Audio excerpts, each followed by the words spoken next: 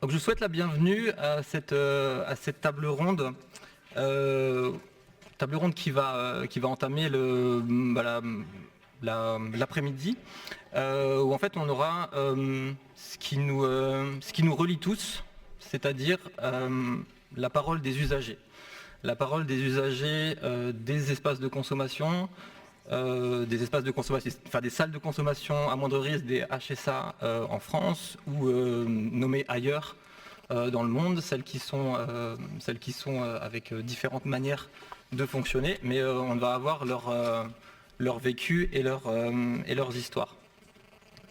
Donc ce matin, on avait des prises de parole très importantes, de la représentation démocratique, des autorités de tutelle publiques, d'organisations de santé publique. Mais là, on rentre dans le vif du sujet, à savoir des travaux autour des pratiques professionnelles et de ce qui fonde notre agir en tant qu'intervenant de réduction des risques et de dommages en espace de consommation. Mais aussi ceux qui veulent en ouvrir, ceux qui en ont déjà, et puis tous les autres qui pratiquent ça au quotidien. Alors moi je suis vraiment très heureux du symbole qu'on commence l'après-midi avec la parole des usagers, avec ce qu'ils ont à nous dire, avec leur vécu, leurs difficultés, leurs victoires, mais aussi leurs critiques par rapport aux salles de consommation. Ce dont ils ont besoin, ce qu'ils ont vécu, parce que c'est ce qui nous fonde, c'est ce qui nous légitime, et c'est ce à partir de quoi nous après on travaille. Ça ne veut pas dire qu'on est toujours en accord avec leur regard, avec leur vision, mais c'est là que va se trouver le cœur de notre travail cet après-midi, à savoir le débat.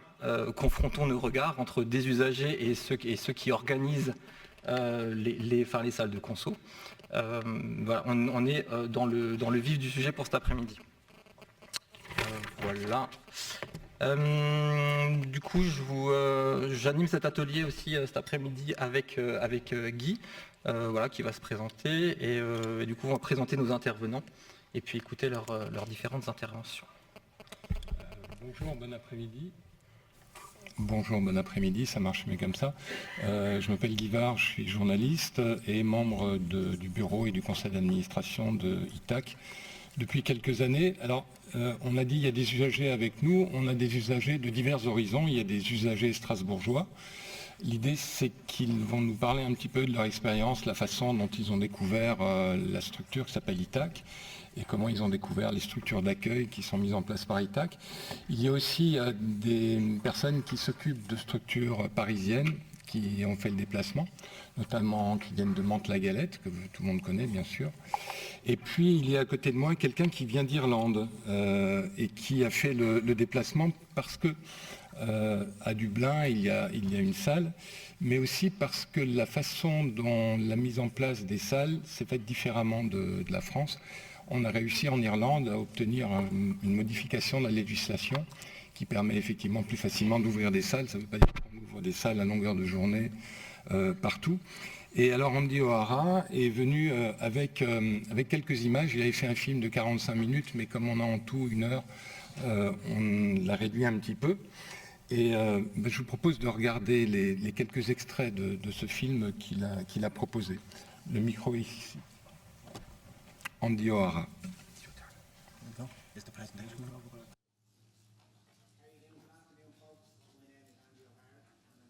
Ireland.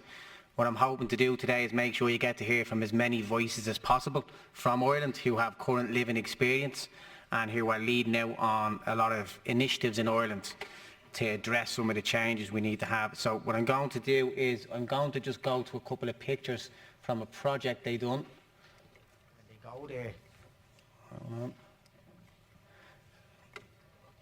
So they done a group of peers in Ireland done an anti-stigma research programme, and what they wanted to do was show how structural stigma is, how it's linked to intersectionality, and how embedded it can be in our policies, our structures and our services, and the impacts of that. That picture was taken by a peer who had been trying to stay off drugs. He'd managed to get drug-free for 3 days, and then what happened was he got accosted in the middle of the street by the police. They stuck him up against the wall, they pulled down his trousers and they brought him down to the police station to strip search him and give him a cavity search with no doctor. He was so traumatised by that, that he left and went and used drugs. This is a picture of one of the peers' mothers describing how embedded stigma can be in the communities, and how he said that as someone who was abused and took drugs to cope with the trauma, he felt like himself and his mother and his whole family were then punished for the abuse that he had experienced. This is a picture of a place one of our peers lives in Dublin, it's flats, and he talks about how he was discriminated against for where he came from and also for using drugs, and then again from within the community, so it shows the link between poverty and class and drug use. This is another picture of a person who took a picture of a place they used to sleep, and they talked about being criminalised, stigmatised and constantly moved on. Again, showing how ineffective our policies can be in working with people and the impacts they can have. This is another one there where people, the quote there is, people have nowhere to go, have to sleep in the middle of the street, no supports. No. It's okay like this. Oh, is it? Okay. As nobody's down and out, it's not given a second thought. Again, showing how embedded some of the stigma can be and how structural it can be. This is one that was written by one of our peers. It's a long quote, but I am going to read it out. I feel so angry and sad, even just looking at the anti-homeless architecture in this city. It's like as though capitalism is a fortress and they pull the drawbridge up behind them. The ones with privilege and money, homes they own, safety and warmth all winter. And even though it's supposed to be our fault and everyone judges us, we ain't allowed to follow or even try to better ourselves. Ain't even allowed to survive. When the cops move you on all day, when you're just trying to sleep time after time, you can be shaken with exhaustion. And it's still, you can't stay here, even in public spaces like libraries. We get harassed just for existence. These spikes is the window opposite my methadone clinic. I'm always exhausted and still feeling sick leaving, so I'm trying to find somewhere to sit and roll a smoke. This is the first thing that confronts me every morning. It reminds me I don't matter how crappy I feel, taking a breath and a rest ain't for the likes of me. It makes me sad every time. This is another picture from the same person, and it just describes kind of how embedded trauma is.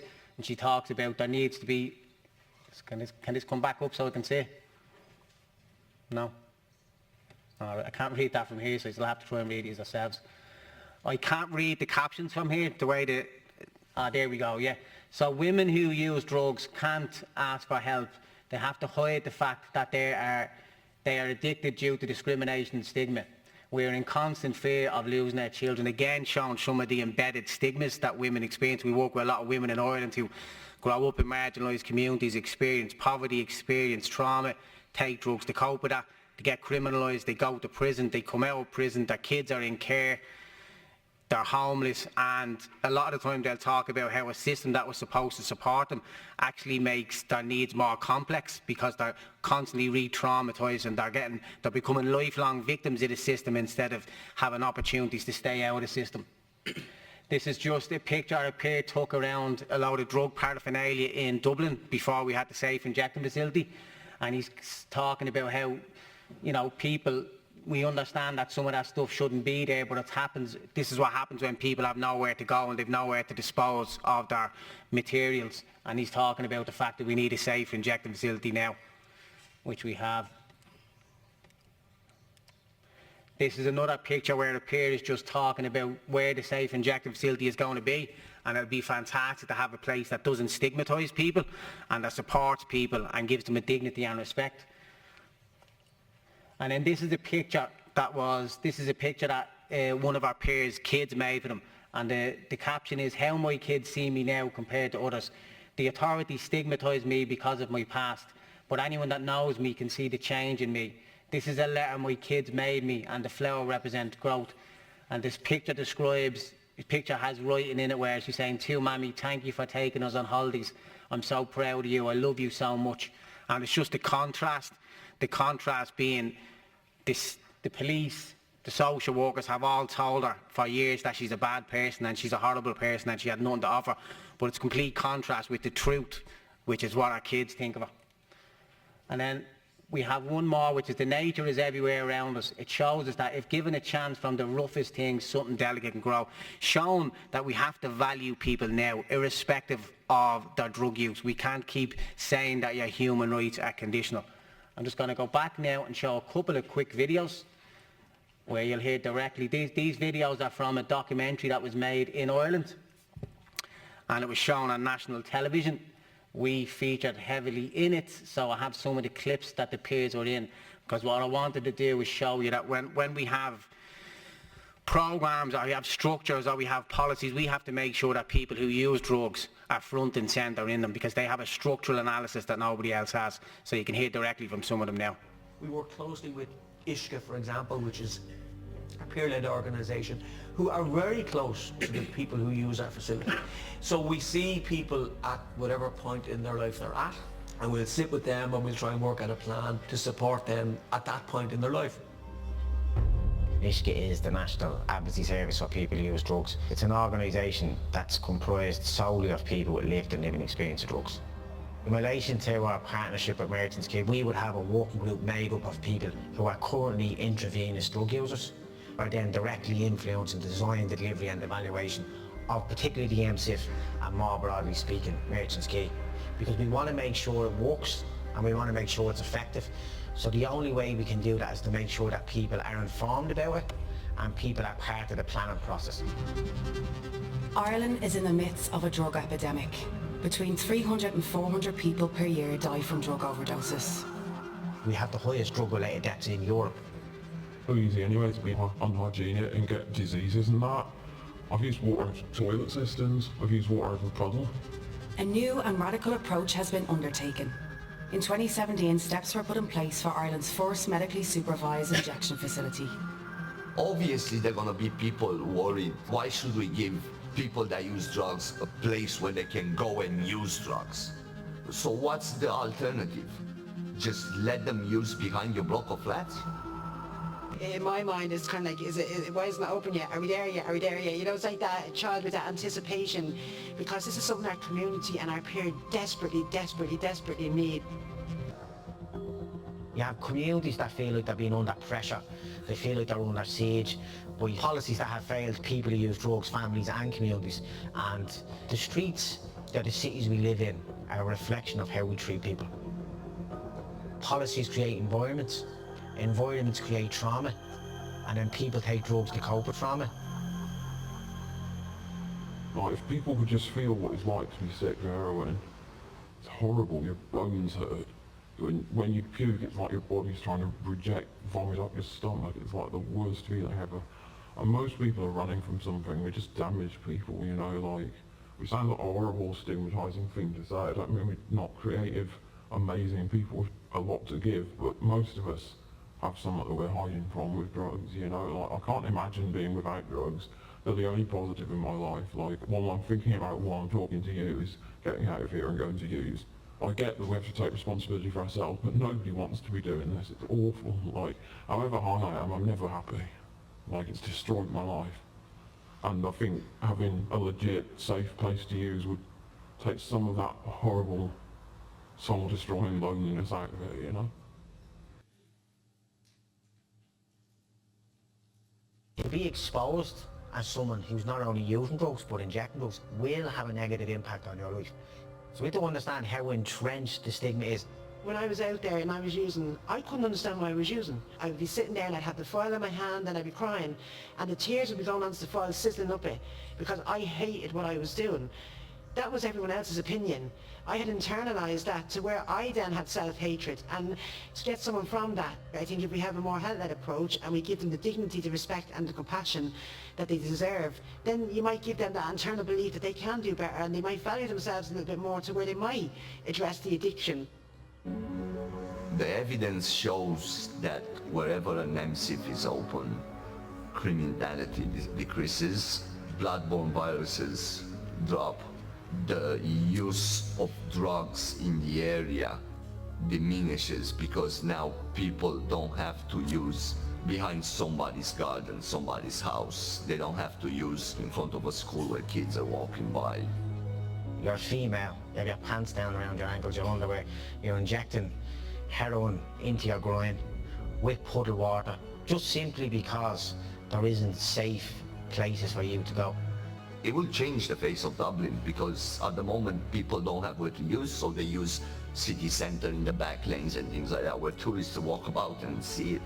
And then they give the wrong misconception about Dublin being a dangerous place.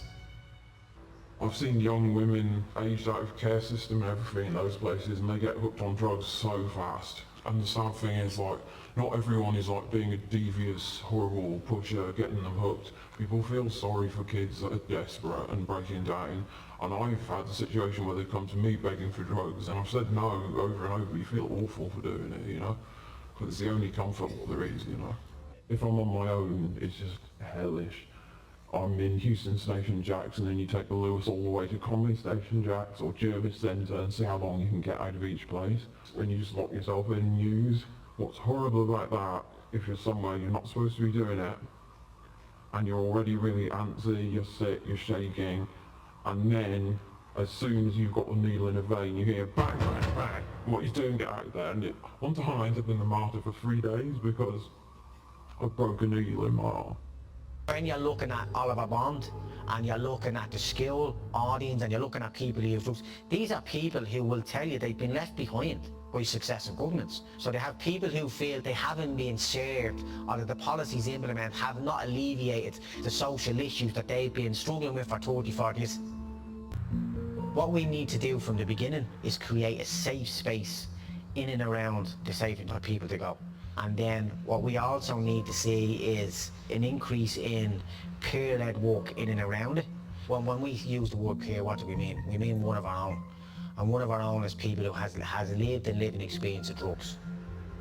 My background is a total of 27 years of heroin use intravenous. We see in this background as being experience needed, and it makes you, for lack of a better term, an expert.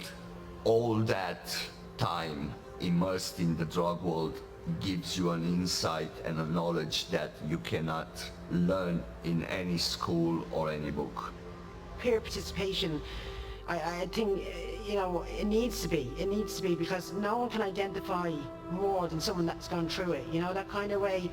And coming from a family that had drug addictions in it as well. My father died of a drug overdose 30 odd years ago in a public toilet, you know, and he wasn't found for 3 hours. That's a horrible way for someone to die around nobody. Obviously then I've had my own issues with drug misuse, and that pushes me out there to try and make change for the people that are coming behind me and giving the next generation the dignity and the respect they deserve to have somewhere to use in privacy, with safety. Harm reduction at its best. The drug world, it's a world full of suspicion, so people will be apprehensive in the beginning to go there. We will be probably the first line where you can go and go, listen, it is a safe space, you can come there, trust me, because we earned the trust of those people. We know from the research that people have a lot of negative experiences from the system on the whole. So if we're going to address that, we have to be willing to hear what they have to say. And sometimes what they'll tell us is not comfortable and can be quite challenging, but we have to be able to be comfortable and to be willing to open up them spaces. And I would say Merchants Quay have been really willing and open to open up those spaces. People think that people that use drugs have nothing to offer. You look at me, I was wrote off. Society had wrote me off, the system had wrote me off. Like 6 years ago I was like told, she can't be helped. She just can't be helped.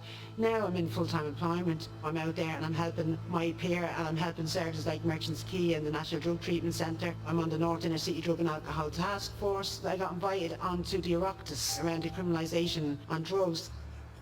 I've accessed so many services over the years when I was using them, and that one thing I never had was a voice, you know. So to be in that environment and, you know, kind of sitting there with all the management team and being valued and respected, and, you know, kind of being the expert through lived experience in that room and being valued, and your expertise being valued, because I think, you know, as people that use drugs, addiction is now recognised as being a 90% trauma response. So to have a voice and to be in there and to be recognised, to us it's absolutely powerful.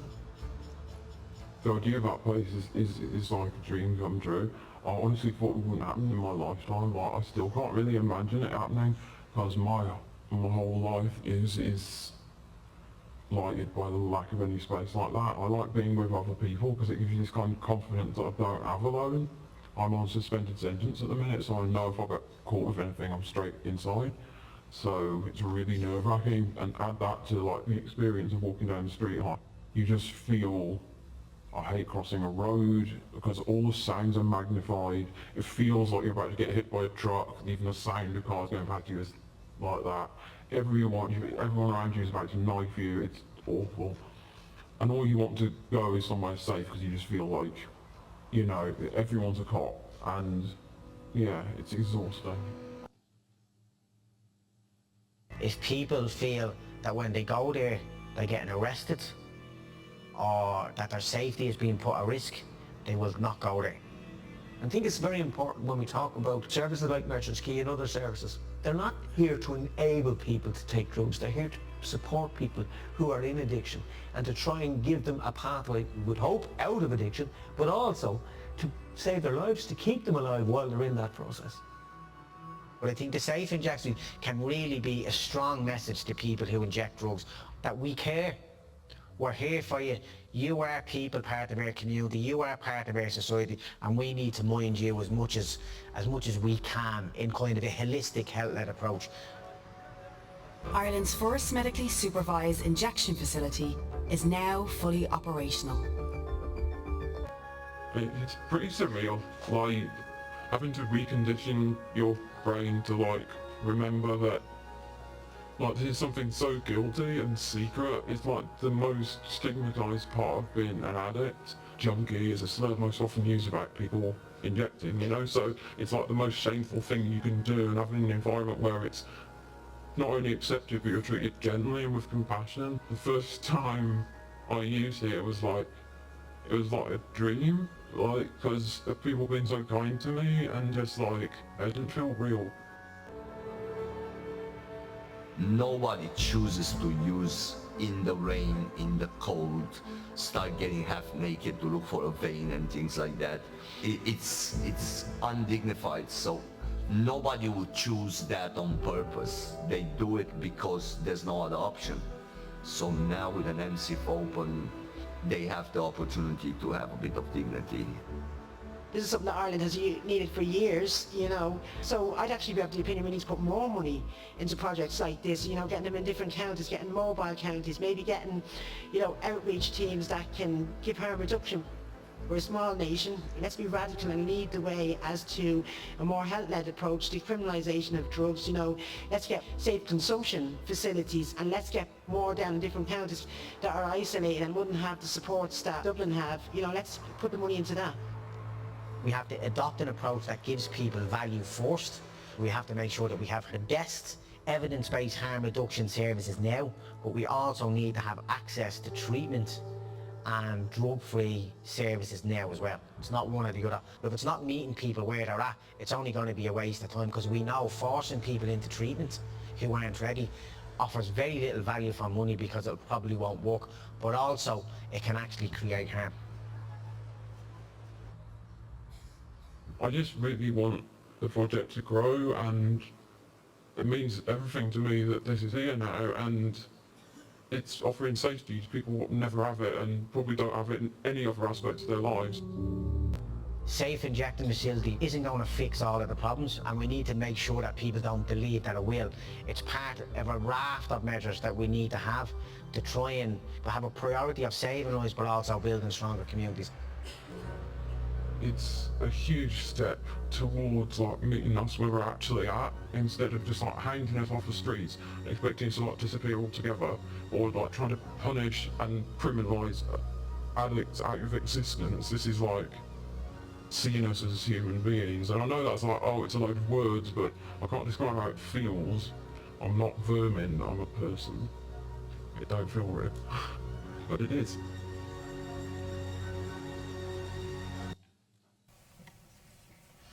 Voilà, je crois que c'est un sacré plaidoyer.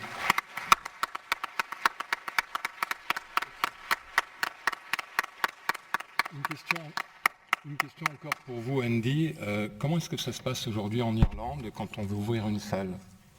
Yeah, look, the current situation is stark, but there is hope. We have to accept that we're dealing with what the current position is a result of 30, 40 years of failing people, of failed systems that have criminalised and stigmatised and punished people. And you know, what you got a description there was what happens when we don't use a human rights-based approach, and also examples of what happens when we do. And I think in Ireland there is a lot of goodwill and there is a lot of shift in mentality, and I think the Safe Injective Facility has been central to that. Well, a lot of peers would tell us it's almost like it's a story of hope, it's a story of partnership, and it's a message, not just what goes on in the MSIF, but I think it's a message that a government or a people that previously demonised them and dehumanised them for generations now actually sees that they have value. And I think some of the pluses are there's a recognition as well that we need peers involved in service delivery and policy design. And I know a lot of the peers you listen to there are on the front line, and we're not saying you can have a voice when you get off drugs or when you do this or when you do that. We give people a voice now, we give people value now, and they're leading now on overdose prevention strategies, trained over 700 people in the lockdown last year, outreach, looking at drug trends.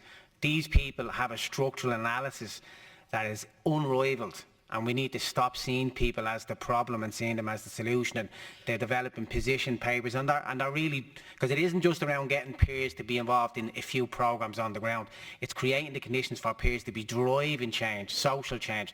Like some of the stuff that we need now is decriminalisation, deregulation in the lockdown, safe consumption spaces, you know, social determinants approach to address poverty and trauma, and we need street level drug checking. So we're going in that direction, but we have to be fast, and we were waiting over, we were waiting at nearly, I think 2017 was when the Minister for Drugs first said that he was going to implement a safe injecting facility. How many people have been lost since then, and how many people have been lost since the 80s unnecessarily, because these deaths are preventable. So listen to people, and I think there's some examples of where we're doing it, and we're doing it well, but we need to build on that, and we need to act quick, and we need to act now, and we need to adopt a human rights-based approach. And I think that's the context of what's going on in Dublin at the minute. Il faut écouter les gens. Il faut écouter les gens, c'est peut-être une des leçons. Andy O'Hara, vous êtes coordinateur communautaire à Dublin. Merci pour votre passage, vous restez avec nous évidemment. Alors on a proposé à divers usagers d'ITAC et puis d'autres structures de venir témoigner de leur expérience, comment ça se passe quand on va dans un lieu qu'on ne connaît pas, avec des gens qu'on ne connaît pas, on ne sait pas à quelle sauce on va manger. On a proposé ça entre autres à Christophe Lalanne, et vous avez dit ouais, vous avez dit je suis d'accord, mais je voudrais le dire à ma façon. Donc vous avez préparé un petit texte, et c'est le moment de nous le lire. Christophe Lalanne. Bonjour à tous. Alors, à l'intention de vous tous qui m'écoutent, je m'appelle Christophe et je suis un usager qui fréquente Argos. Grâce à ce lieu, j'ai pu arrêter de consommer des drogues depuis 10 mois. Avant qu'un copain me montre Argos, je consommais des produits dans la rue, dans des endroits malpropres. À partir de là, j'ai préféré consommer mes drogues dans ce lieu sain qui propose la réduction des risques. Ce lieu aide les personnes qui sont en difficulté à se soigner, à faire attention à leur façon de consommer afin de limiter les risques.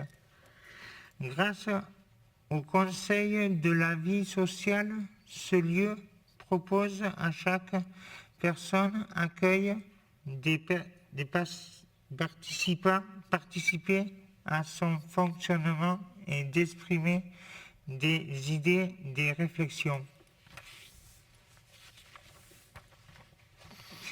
Argos m'a aidé à m'avoir envers les travailleurs sociaux, les docteurs, les psychologues. Ils m'ont aidé à comprendre qu'est-ce que c'est l'addiction. J'ai pu discuter des parcours, de ce que j'ai enduré et j'ai compris que je pouvais peut-être m'en sortir. J'ai beaucoup réfléchi, j'ai pensé à ma famille, mais aussi à moi-même. Et j'ai pu me libérer de mes problèmes liés à la drogue. J'aime continuer à venir à Argos car j'aime bien discuter avec les personnes qui y travaillent. Je suis toujours écouté et je peux leur dire où je suis toujours écouté et je peux... pardon, excusez-moi. Et je suis de l'avancée de mes projets de vie. Christophe Lalanne.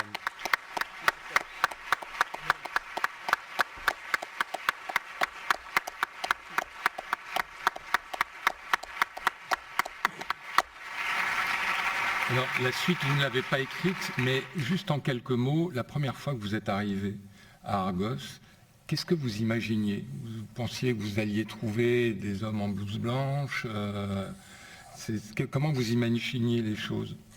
Non, je pensais que Argos, déjà, c'était une envie d'essayer d'y aller pour vraiment voir qu'est-ce que c'était et pour essayer d'en voir soi-même la personnalité de ce lieu et en savoir qu'est-ce que ça pouvait devenir après plus tard. Mais est-ce que vous aviez peur d'y aller? Oui, j'avais peur, oui. De quoi? De me droguer devant ces gens-là, parce que j'avais honte. Et ils vous ont mis à l'aise? Oui, direct de suite. Et aujourd'hui, quand vous rencontrez des gens qui consomment comme vous leur dites « va à Argos ». Ouais, je leur montre la direction, oui. Parce que c'est un lieu où c'est propre, c'est sain et il y a beaucoup d'aide. S'il se passe par exemple une overdose, ils sont toujours à côté pour nous en sortir, quoi. On est beaucoup aidés. Et on sait qu'on peut remonter après la pente. Qu'est-ce qu'on pourrait améliorer? Qu'est-ce qui pourrait être mieux? Qu'est-ce qui pourrait être mieux? Dites-le, hein. Je sais pas. Je sais pas dans quoi. Ouais. L'accueil, c'est très bien, donc... Ouais, l'accueil, ouais, c'est très bien, ouais. Et ils sont à l'écoute, c'est bien. C'est une des choses les plus importantes. Écoutez. Ouais, l'écoute. C'est le plus important, ouais. De l'aide de la personne. Est-ce que vous croisez beaucoup de femmes dans les centres Argos? Non. Beaucoup d'hommes. Ouais, beaucoup d'hommes. Et vous l'expliquez comment?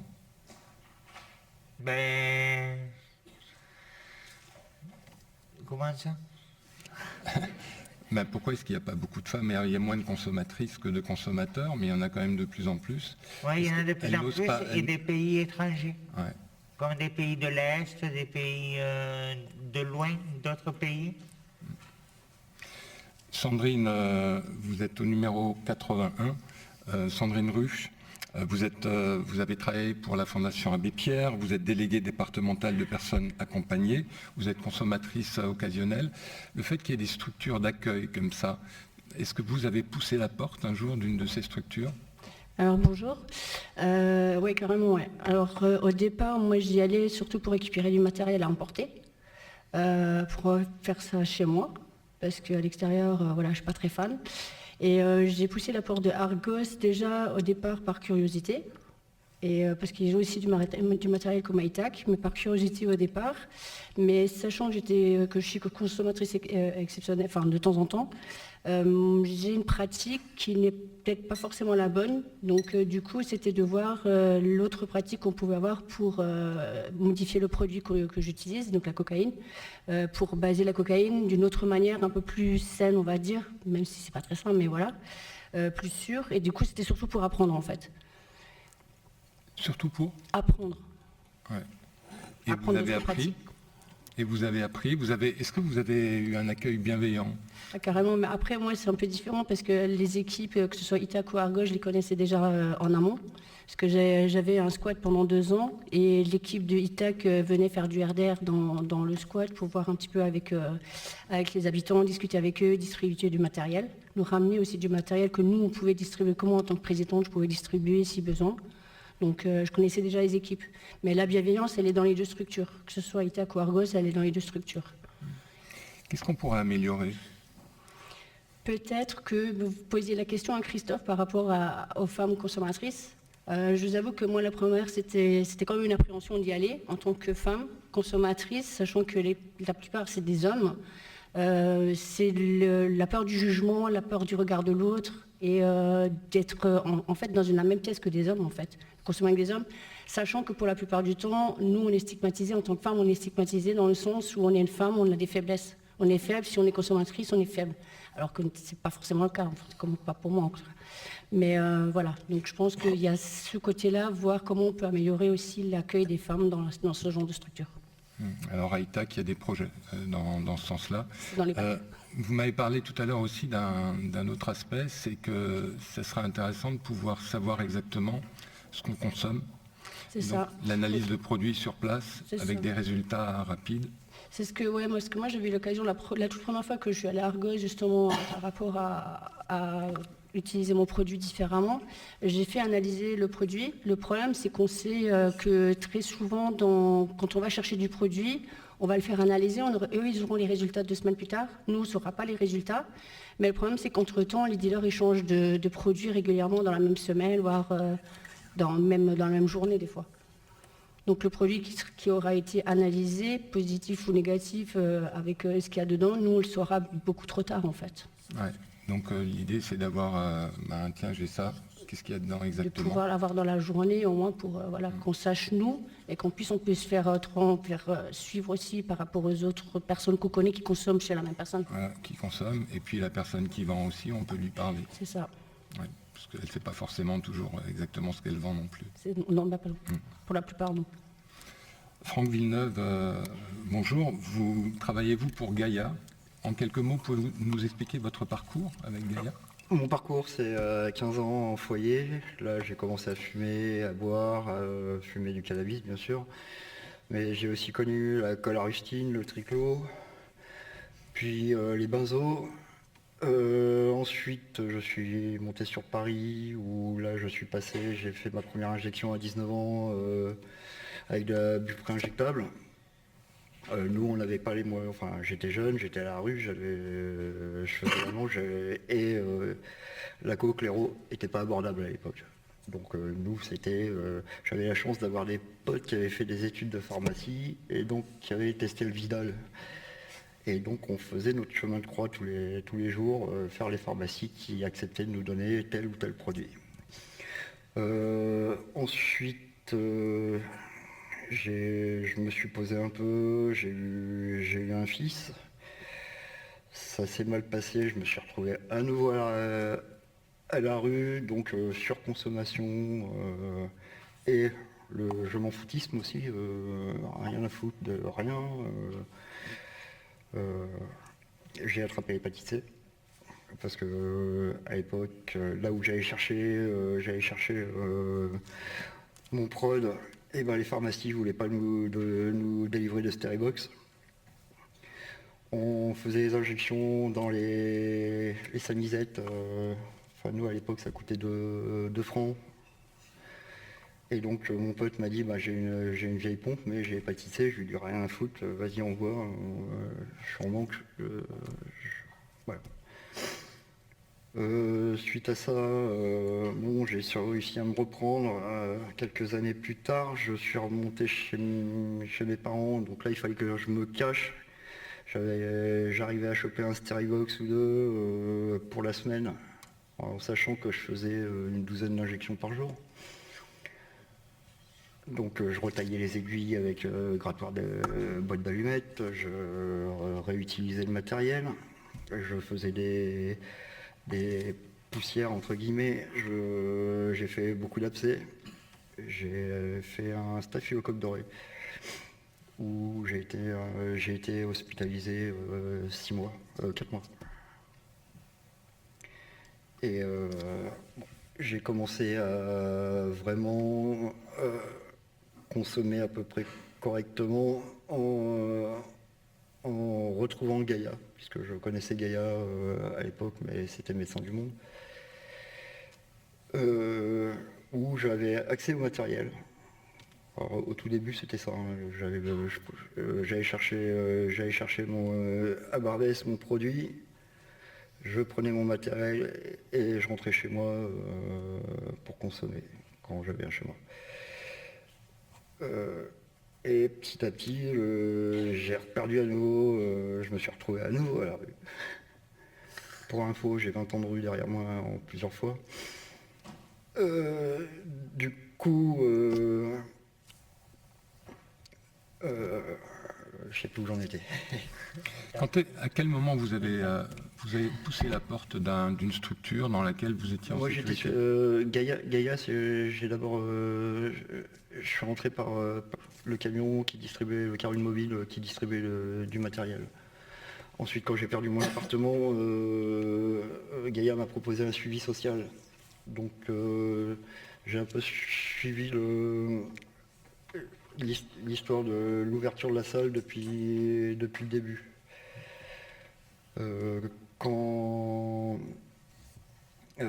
Et au bout d'un moment, quand la salle était prête à ouvrir, j'ai commencé à m'investir en bénévolat, et ce qui m'a amené à être salarié Gaïa maintenant en tant que pérédant.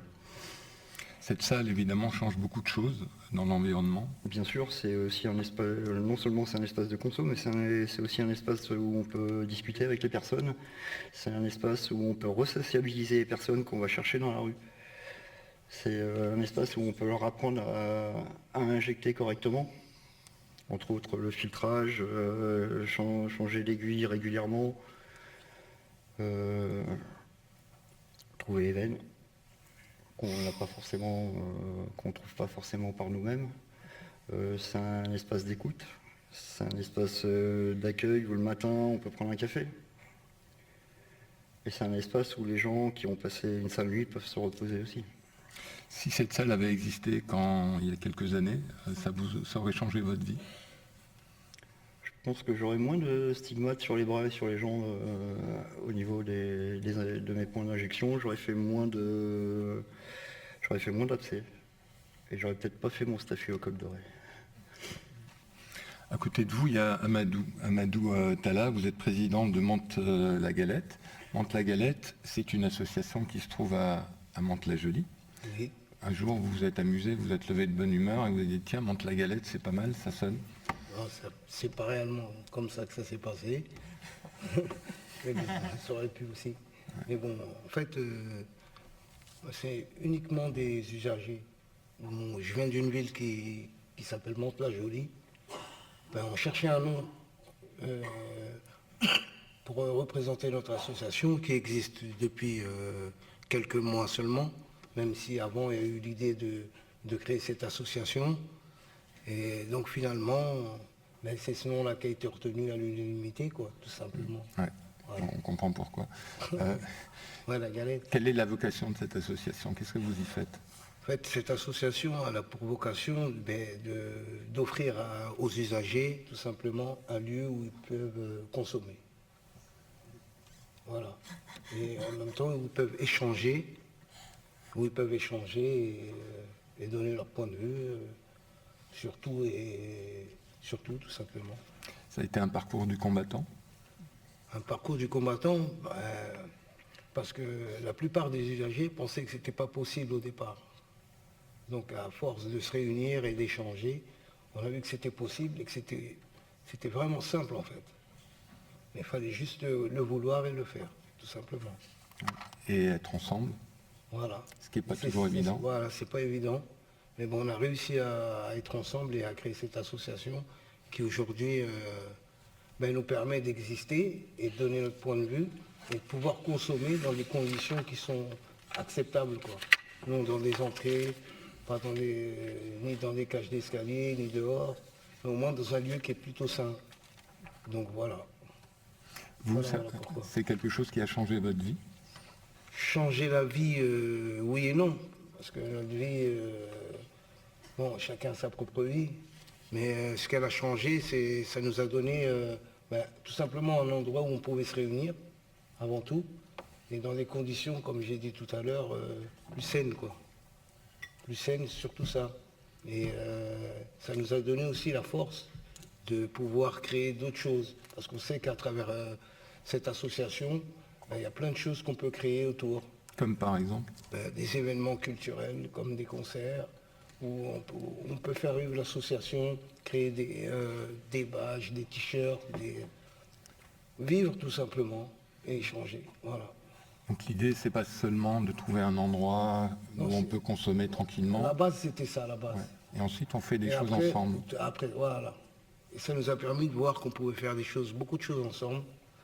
Et voilà quoi, en fait. Aujourd'hui, quand vous prenez la parole, à Mantes-la-Jolie, vous existez, on vous écoute? On existe en tout cas. Après, si on nous écoute, les usagers nous écoutent. Il y a d'autres personnes qui nous écoutent. Avant, on n'était pas nécessairement franchement crédible pour eux. Mais aujourd'hui, ils nous écoutent. Et quoi qu'il en soit, on donne notre point de vue et notre manière de voir les choses. Donc nous, c'est ça qui nous importe, quoi. Après, qu'ils nous entendent, c'est encore mieux. Mais en tout cas, on va dire ce qu'on a à dire, quoi. Est-ce qu'il y a des revendications, des trucs que vous aimeriez bien voir changer? Bon, après, tout ce qui est stigmatisation des consommateurs de crack, parce que c'est essentiellement des consommateurs de crack, la galette. Après, certains ont leur vision, certains aussi peuvent avoir une vision et après changer, après avoir, nous avoir vu à l'œuvre à travers des événements, etc., ou démystifier un peu l'usage du crack, si on veut. Et voilà, nous, c'est ce qui nous importe. Leur montrer qu'on n'est pas ce qu'ils pensent qu'on est, en fait. Je ne sais pas comment vous dire ça différemment, mais voilà. Notre objectif, c'est un peu ça. Il y a quelques années, vous vous disiez un jour je serai président de quelque chose? Alors là, non, je ne me suis pas dit ça. Mais bon, je prends, sans problème, je prends. Il n'y a pas de souci. Mais non, je ne m'étais pas dit ça il y a quelques années. Ouais. Votre vie a changé avec cette association? Elle a changé, oui et non. Comme je disais tout à l'heure, oui, parce que j'ai officialisé les choses quelque part. Parce qu'il faut, on ne se cache plus derrière quelque chose où on n'a plus honte. On s'affirme. Voilà, c'est plutôt ce côté-là qui a changé, alors qu'avant on était plus cachés. Voilà. Et on s'est dit, plus on se cachait, et moins on ferait avancer les choses. Donc il faut assumer et y aller, quoi. Parce que ce qu'on demande, c'est juste des conditions normales pour pouvoir exister, tout simplement, et consommer, et créer, etc. Et quand il y a des gens qui disent que vous êtes coupable, que vous entretenez le trafic et des choses comme ça? On est plutôt consommateur. Donc, entretenir le trafic, non, c'est pas notre bord. Et voilà, on est consommateur et point barre, quoi. C'est tout.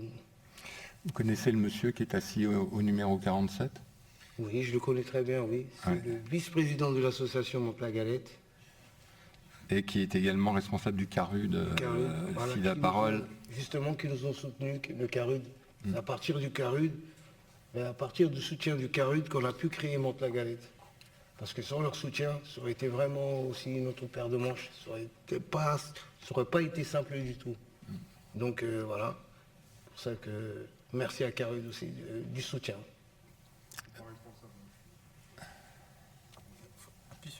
Il faut appuyer sur le bouton. Voilà. Non, je ne suis pas responsable du CARUD, un coordinateur sur le CARUD, mais c'est pas moi le responsable. Ah non, j'ai un des responsables. Ça change tout. Comment vous avez été amené à soutenir l'association? Vous les rencontriez, ils vous disaient on voudrait faire un truc, vous les avez aidés, comment ça s'est passé? Alors je suis coordinateur sur l'association, je suis aussi consommateur de crack. Et à côté de ça, il y avait quand même une volonté à un moment donné de se poser la question, et c'était quelque chose qui revenait régulièrement, de Les gens parlent de crack, en fait, la police parle de crack, les médecins parlent de crack, et pourquoi les craqueurs ne parlent pas de crack? Et pourquoi on ne les écoute pas? Donc le fond était là, ça a vraiment commencé comme ça, avec cette idée de... Et si on se regroupait pour dire ce qui... voilà.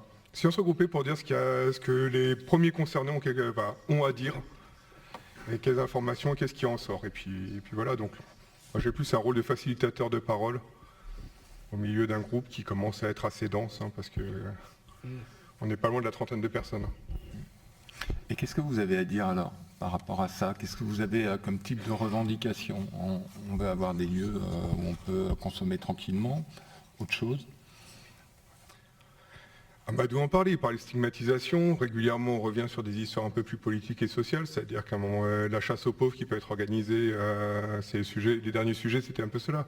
La chasse aux pauvres qui peut être organisée sur le plan local, le fait qu'à un moment donné, en fait, on se retrouve avec des gens qui n'ont plus de maison, qui sont délogés, en fait, dont les squats sont vidés, dont on cherche en fait à faire disparaître l'existence dans les beaux quartiers de la ville, en fait, pour les mettre dans les villes plus pauvres d'à côté, etc., etc. Donc cette chasse aux pauvres, elle existe, elle est en lien, et on va prendre comme prétexte, par exemple, la consommation, alors qu'on n'est pas là-dedans non plus, donc c'est quelque chose de plus local. Après, encore une fois, entre les idées que moi je peux avoir, et là, sur le groupe Surmonte la Galette, en fait, je vais réellement avoir un rôle de facilitateur de parole. Donc qu'est-ce qui émane, en fait, d'un groupe? Parce que c'est plutôt ça le rôle. Dans quel type de structure est-ce que vous êtes reçu? Est-ce qu'au niveau de la mairie, du département On est viré de partout. C'est-à-dire qu'à chaque fois qu'on demande en fait la possibilité de faire une réunion publique, quelque chose, etc., en fait, on nous explique que c'est génial l'autosupport. Ah merde, il y a un groupe de craqueurs. Ah non, peut-être pas. On va inviter les NA. Et eux, ils parlent bien. On vous dit pourquoi? Comment? On vous dit pourquoi? Ah non. Après, on peut le deviner en fait. C'est-à-dire que des gens qui peuvent expliquer qu'il peut y avoir du plaisir en fait à fumer, qu'il peut y avoir en fait qu'il peut y avoir des bénéfices à la consommation en plus des risques possibles, etc. Mais il y a aussi une histoire de bénéfices et c'est pas forcément le discours dominant à l'heure actuelle. Donc en effet, on préfère encore une fois les NA. C'est mieux des gens qui se disent c'est mal ce que je fais. Mais quand vous dites on est un facilitateur de parole, mais si la parole n'arrive nulle part. De quoi? Si la parole, vous dites on essaie de faciliter la parole, et si la parole n'arrive nulle part, n'est pas entendue. Le fait d'être à plusieurs et de se parler, c'est un truc qui aide. Appuyez sur le bouton si vous voulez parler. Oui, je pense que c'est un truc qui aide. Et en plus, parler de facilitateur de parole. Mais quand on est plusieurs, quand la parole ne suffit pas, on agit, nous, avec nos moyens. Mais on agit, parce qu'on est plusieurs.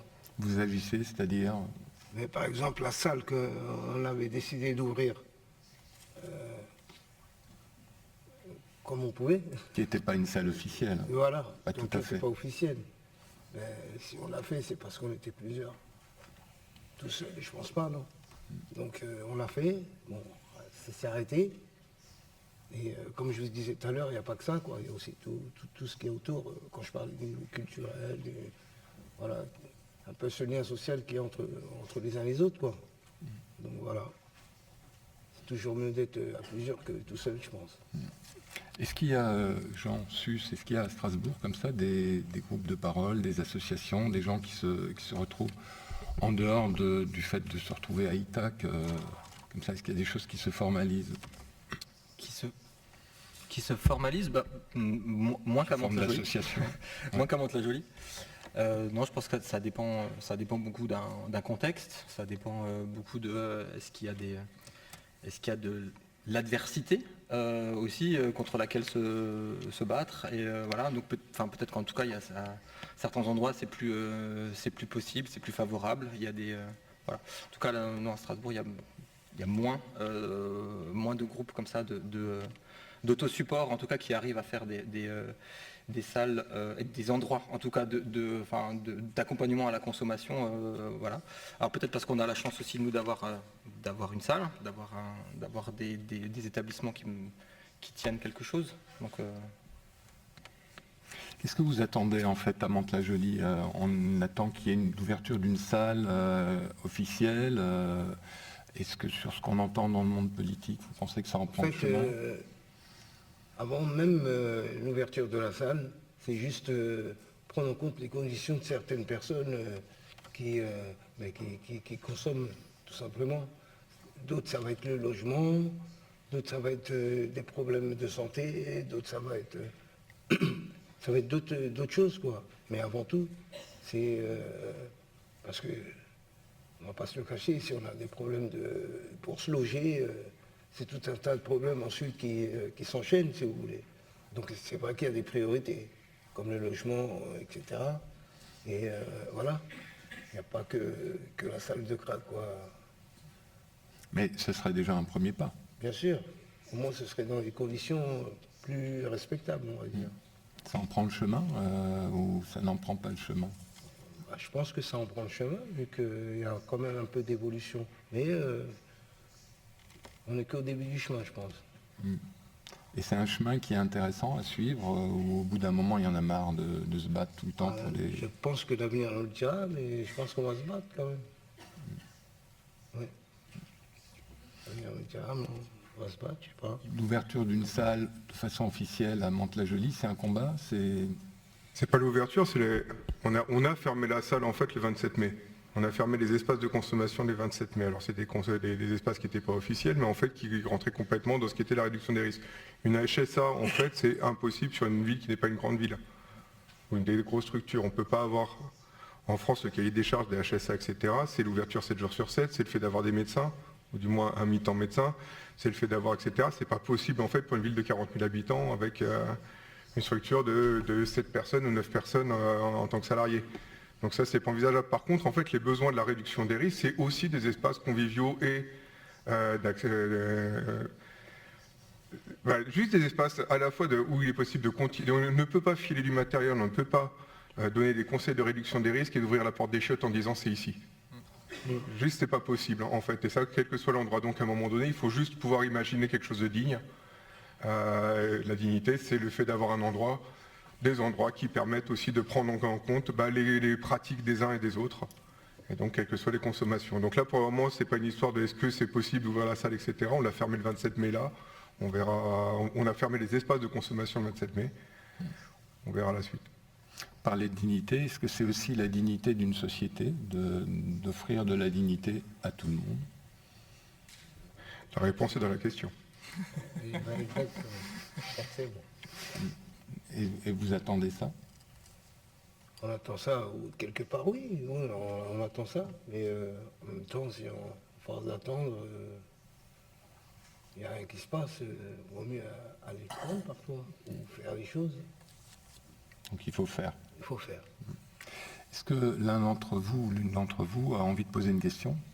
Si c'est le cas, vous avez un petit écran devant vous. Il faut appuyer sur l'un des boutons. Et le micro s'ouvrira. Bonjour, moi j'ai une petite question à l'association Mantes-la-Galette. J'aimerais savoir comment s'est ouverte cette salle de consommation non officielle et finalement comment elle s'est fermée. Est née l'idée qu'à un moment donné, en fait, et entre autres parce qu'on est sur un territoire, alors là je vais parler en tant que Carude et pas seulement en tant que Mantes-la-Galette, puisque Mantes-la-Galette bénéficie des espaces de le Carude en fait, et des espaces quand ils sont fermés entre autres, et il s'y passe des choses, mais il y a aussi un Carude.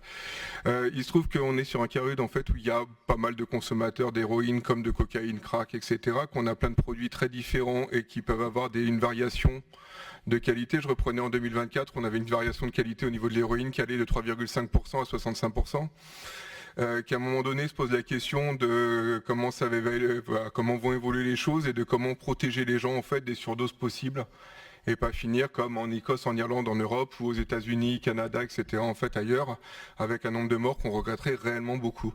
On a mis un programme en place à ce moment-là en fait, qui était un programme à la fois d'analyse de drogue, de distribution de naloxone et de formation à l'analoxone et d'accompagnement à la consommation, en fait d'espace d'accompagnement à la consommation, à l'éducation aux consommations, quelles que soient ces consommations-là, puisque les risques sont de tous types, donc que ce soit de l'injection, du sniff, de l'inhalation, et en sachant que sur Sida Parole, depuis 2009, on fait de l'éducation au risque et à l'injection dans les locaux pour, voilà, parce qu'en effet, ça s'apprend aussi de shooter correctement en fait et d'éviter les risques.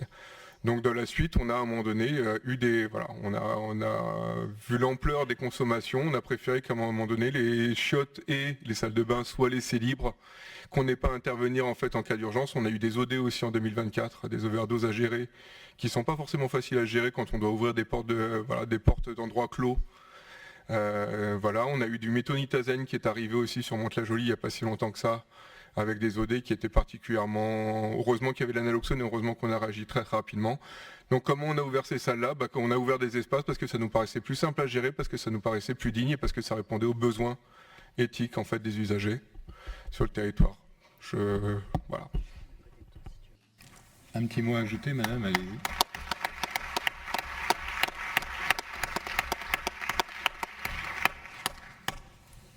On peut rouvrir le... Voilà, 47.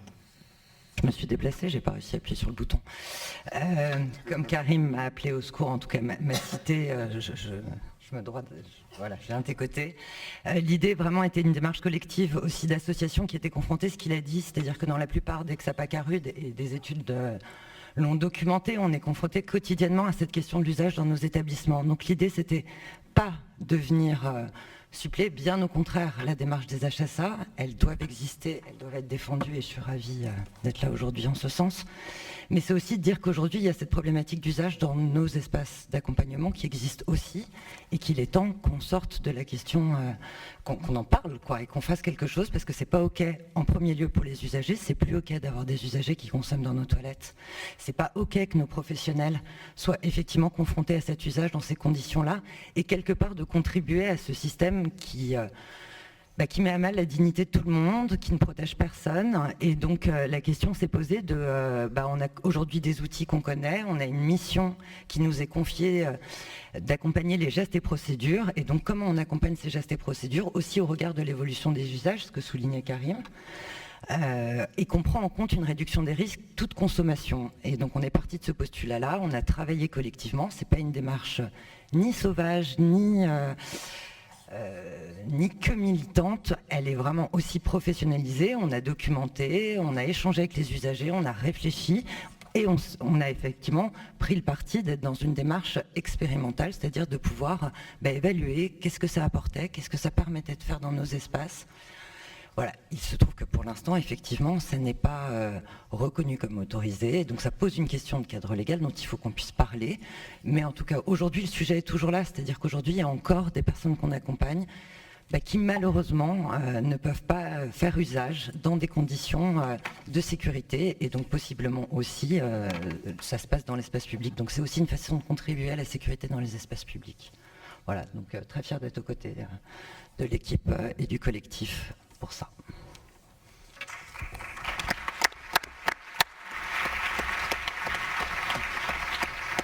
Merci beaucoup pour cette réponse en duo. Avant la pause, s'il vous plaît, j'aimerais qu'on puisse applaudir vraiment tous nos intervenants qui ont un courage exceptionnel de venir.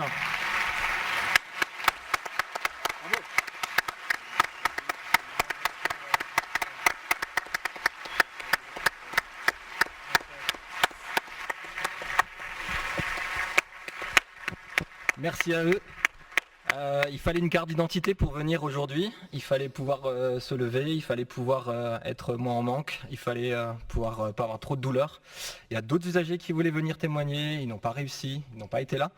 Voilà, ils ont eu envie, on peut les applaudir aussi, je crois.